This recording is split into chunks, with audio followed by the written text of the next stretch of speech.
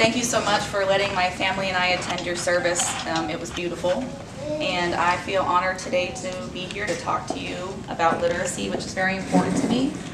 I started teaching next door in Georgetown County at the elementary level, and I noticed rather quickly that a lot of my students couldn't read, and that led over into their other subject areas as well, because you have to be able to read science textbooks and social studies textbooks. Also, they did not score very well on standardized tests. And all of this confused me because I knew them. And I knew that they were smart.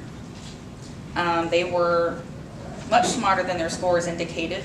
They were funny, and they were witty, and they were silly, and they were sarcastic, and they were complicated. They were so much more than their scores were saying. And so I went and got my master's degree in teaching English. I thought that that would be a better way to impact reading. And I taught at the high school level for just 1 year. And I saw that that was not the case, that in fact it is harder to teach reading at the high school level. And so now I'm getting my PhD in this very thing to help to try to bring some equity to education. So, what is literacy? The obvious thing that literacy is our ability to communicate with each other. We need to be able to be functional and relay messages about things that we desire or that we want to happen.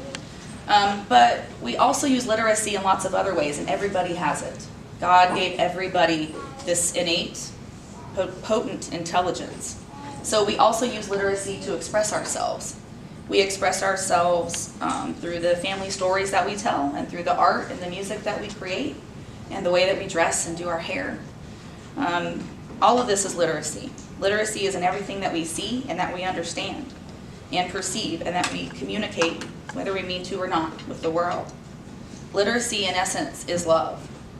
The development of literacy is love, because we begin the very first day that we are born, and when we speak to our babies and when we coo to them and carry them around and share eye contact. We begin to understand words at the very same time that we begin to understand the world. It happens simultaneously. Therefore, no one has the same exact literacy, but everyone does have it. Everyone has literacy because literacy is love. It is God's love, and it is our understanding of the world. It's our histories, both individual and collective. All of this we get at the same time, our understanding of the Word and the world. So where can we see literacy in our communities? We see literacy in the way that we express ourselves, with our art, and with our music, with other things that our children create. We see it in our family rituals and the way that we talk to each other. We see it in our signs and in our communities and all of our familiar buildings. I think that you guys all know that one. We see it in the house of God. We definitely saw it today. It was inspiring. If you put your hand in the middle of your head and you move it back about an inch, to either side right there is where you recognize words. And so that might be something that you'd be asked to do on a standardized test, is to recognize words. But do you know where it happens when you can create a conversation with somebody? It's all over. It's much higher level than the things that we're doing on standardized assessments. How are you capable of creating sentences?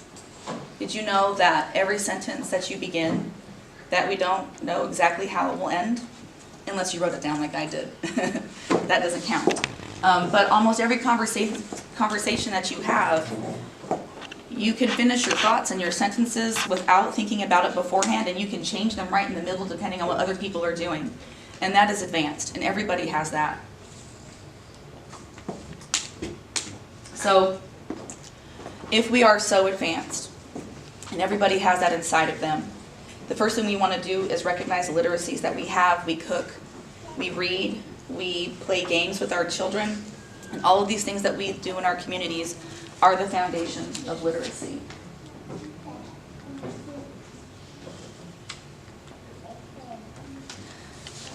So, what you already do suggests a far more potent intelligence than what is measured at school. When literacy level goes up, however, so does achievement, and that's what we're here and talking about today, right? We want our children to be lovers of reading, and we want them to have knowledge about the world, but we also want them to be successful in our culture. And for them to be successful in our culture, they have to have a concept of academic literacy. In the 3rd grade, children typically stop learning to read, and they start reading to learn, which means that if they're struggling with reading, they are no longer necessarily getting help with that, not across the board, and so they will struggle with reading all of the other texts that they have in class as well. So let's talk about the difference between our home and our community literacies and school literacy. School literacy is often different than home literacy, and that's okay. All of the rules that we follow when we go different places, we can call those codes, right? So you might act one way and talk one way when you go to church, and that might be very different from the way that you act and that you talk when you are at home or when you're at your best friend's house, when you're at a community event. We act in all different ways and talk in all different ways, and we could just call these codes for the sake of common language here. School has a code too. And sometimes when children go to school, they don't feel like they own the language there because it doesn't sound like the language that they came from. It doesn't sound like the language that they have at home. Sometimes they don't feel like the language is theirs, but it is theirs, and it's there for them. They consume language, they hear, they read, they produce language, they talk, they write, they draw. And when they feel like an agent of their own literacy, like they own and control language, they feel power. So how can we show them their power so that we can make this connection between home literacy and school literacy? They already own school literacy. How can we show them that? I would say that one of the big things that we can do as parents is impact our children's attitude toward reading and their identity as a reader. Attitude toward means, do I like to read and write? Do I want to do it? Do I enjoy reading and writing? Do I choose to read and write over other activities? And reader and writer identity means that you believe that you are a reader. You believe that you are a writer. Because you are. All of our children already are readers and they already are writers, so how can we get them to understand that? How can we create an environment where children have a positive attitude toward reading? How can we show them that they are agents of language and that this language is theirs? Because it is. When the attitude is positive toward reading and children feel like the owner of language, achievement goes up.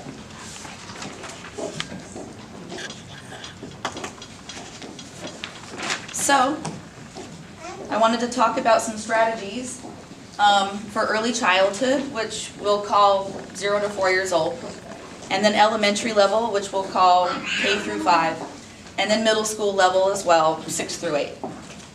So for early childhood, there's some stuff that we can do in our homes that can ensure that we're raising our children with literacy values, so that when they get to school, they know that that language is theirs and they feel confident in that. The obvious first one is to read to your children, and read to them every day, read to them from the time that they're born. Some people even say before they're born. When we can also play games with our children, like word games, children's songs, and rhymes. When we read to our children, there's something called print referencing, and it's where you use your finger to go from left to right and then from the top to the bottom. Because when children look at a text for the first time, they see a sea of text. They don't know where letters and words and sentences begin and end. It just looks like an ocean of text. So when we're reading to them, if we can show them the direction that we read, it's called print referencing, and that can help them understand, to become oriented toward text. Also, we can help them build their vocabulary from a very young age, and the way that we do this, we don't have flashcards, we don't have to do all of that. The way that we can build their vocabulary is by talking to them all of the time. Talking to them, and I used to think that was crazy. When I was a young mother, I didn't know any of this stuff. And I thought that it might be kind of crazy to talk to my baby. Like that might make me look like something was wrong with me. But we know now that talking to our babies, they understand words far before they can say them. Some babies, or some children when they get to school, have heard millions more words than other children. Millions. And that has an impact, obviously, on vocabulary. Also, building their knowledge. How can we build their knowledge? It's the same thing. We talk to our children and we ask them things like, what vegetables should we have for dinner? We talk to them while we're going through the grocery store. We describe things and answer their questions and don't say, you know, I don't know, push them aside. We try to answer their questions, and if we can't, then we can research it later and find out answers, ask somebody else. While you're driving or shopping, ask them, why do bananas have peels? Why are stop signs red? Read out loud and ask what they think will happen next. Also, we can make reading warm and snuggly and loving. Because when children associate reading with love and with you, then they will want to do it. And then they will love reading because to them it is love. Also, a great thing to do in early childhood is to have older siblings read to younger siblings, to the babies. And it creates great bonds between siblings, and also it reinforces that love. Building a home library. I was made aware today that you guys are connected with a Dolly Parton Imagination Library where you can get free books. You can get one a month from the day that your baby is born until they're 5. So that's 12 books a year times 5 is 60 books. And don't be afraid of reading the same book over and over for a month or something, because reading the same book over and over is wonderful. I did it a lot when I was little, and kids love it. You know why they love it? Because you think that they're reading something, they've memorized it, and they're repeating that to you. You know that they're not actually reading it, but guess what they feel? Power. They feel power over that language, even though they're not actually reading it because they've memorized it. They feel power, and they're becoming an agent of their own language. So we want to build our home libraries. Prayer from a very young age is also a good way to embrace literacy. Children can talk to God, obviously, on their own, and that is one really good way to get them to think about that communication is powerful, that their communication matters, and that they have power in some way with language. Also, what we want to do is involve literacy in our family traditions, like every birthday and every Christmas, you get one of your presents is a book. And other family traditions, like going to the library, stuff like that.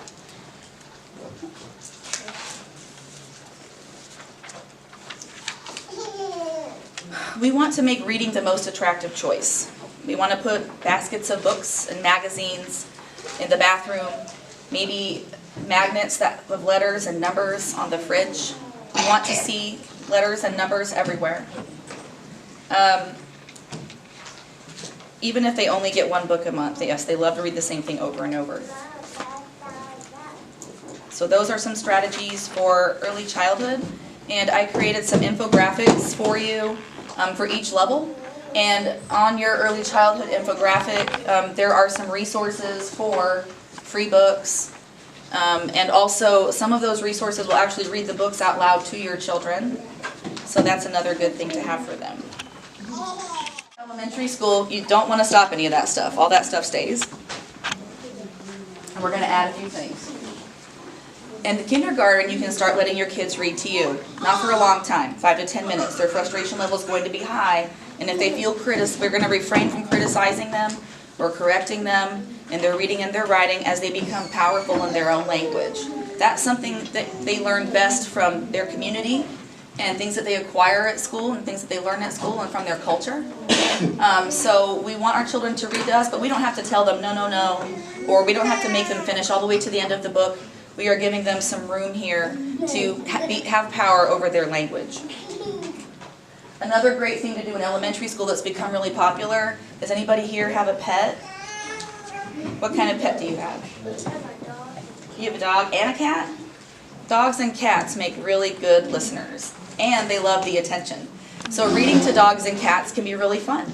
And the kids love it, and they get to practice, and it's building bonds between humans and animals, and so that's good too. Also, we want to start introducing more nonfiction texts, and that means like stuff that is real, because kids love to learn about people that are real, that are like them, and they love to learn about events that are real, that matter to the world. And so we can start introducing stuff besides fairy tales and SpongeBob and all of that stuff as they get into elementary school. Also, we can get our children a pen pal in elementary school, and that's a really great way to inspire our kids to, when they get that letter in the mail, they read it, and they read it, and they read it, and they will be excited to respond. And so on the elementary worksheet, you will see that I put a website there for connecting your child with a pen pal from outside of the United States, but there's other pen pals you can get within the United States as well. Also, you can have your kids write down prayers ahead of time. And then we can start to integrate their literacy practically in our everyday lives. They can write down a grocery list, for instance. They can address your envelopes for you. You can ask them while you're driving, what is the speed limit? Do you see that somewhere? Or how far away, how many miles away is the next town that we're coming to? So as they get into elementary school, we're going to incorporate practical literacy. Motivation starts to decline. They have a lot of screen time, typically in the middle school, and they start to become absorbed with their electronics, their devices as well. So that's a good thing. And so how do we balance that? We can designate a certain time every single night for reading before bedtime. You can read with them still all the way through 15 years old. You can read to your children. But you don't have to read to them anymore in middle school. They can read to you. That will ensure that they are actually reading. The last year that I taught high school, and we had Monday, Wednesday, Friday, 20 minutes of free reading. And here's what my students did. That's it. They didn't turn the page. For 20 minutes, they did not turn. They weren't actually reading. So if they're not, they can read to you. Also, a big thing in middle school is series. So all middle school students really love to get in a series like Diary of a Wimpy Kid. There's a lot of them. The best, worst middle school, something ever. There's a lot of series, the Hunger Games that they get into. So I've included on the middle school worksheet some resources for series that they can get involved in. You can also, because you have all of your children here in one church, you can start book clubs for your middle schoolers and let them choose the books, I mean within reason, right? And also a writing club. And you know, I've got to say that when I was doing a Google search for images, I was looking for boys, and I could not find one image of any boys sitting around writing. So a big decrease in the boys thinking that they are writers in middle school as well, which is sad. There's no gender when it comes to reading and math. There really isn't. Boys aren't better at math and girls aren't better at reading. It's just what we culturally, teach our children. So boys could be writing, boys should be reading. Everybody can in middle school. And that's it. Thank you.